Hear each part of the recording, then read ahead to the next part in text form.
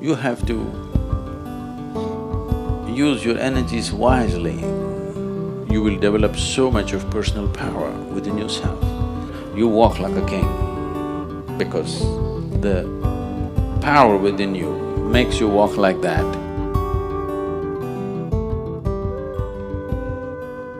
How far a human being goes in this life, materially, spiritually, or in whatever dimension, essentially depends on with how much energy he can crackle. Yes. There's a whole lot of people with lots of energy, but there is no wisdom or the necessary systems within themselves to transform this energy into a kind of a personal power. Power is not about somebody else, power is about you. How much of a potential power you are determines the intensity and profoundness of your life and how effective you will become in your life, in whatever area we choose to operate. If this power has to come, you have to use your energies wisely. Energy can be aggregated into power with the necessary wisdom and necessary tools that we employ. Otherwise, energy can be dissipated simply with endless amount of thought, endless amount of reactions and anxieties. I want you to observe your day-to-day life, a simple thing. Just let's say, how many words do you utter in a day? You never counted? Oh, you should. You should. Just make an estimate tomorrow, from morning to night, how many words you utter. Day after tomorrow, cut it by 50% and say the same things.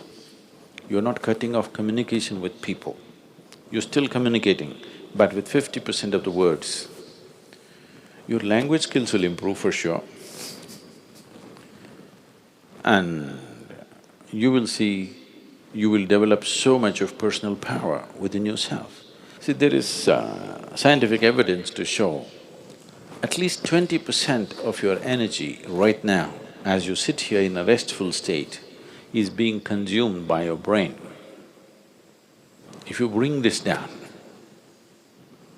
that your brain is not unnecessarily fluctuating and, hopping mad all the time, if it learns to be still and do only what's needed, an enormous sense of personal power will develop. You can't do this with your mind right now. If you try to stop it, it'll hop even more crazy. At least do it with your body. Your words and your physical movements, reduce it by 50%. If you want to look at this, look at this. If you want to look at that, don't do this. With your body and your utterances, if you do this, slowly it will also start manifesting in your mind. It will not do unnecessary things. When you don't know unnecessary things, the energy that you have slowly transforms itself into potential power. So in developing this, the asanas that you practice, the Surya Namaskar that you do, if you're doing, or whatever other kriyas and other things that you do, is essentially to develop this power. This should not be dissipated in unnecessary action. Right now you cannot curtail the number of thoughts you're having in your mind. That also can be, if you just bring in a reverberation within you, a simple mantra. If this is going away crazy, simply chant for some time, create a certain reverberation. You will see it will generate enormous amount of personal power. Without this power within you, you will not break through dimensions of life. Life, right now, for most people,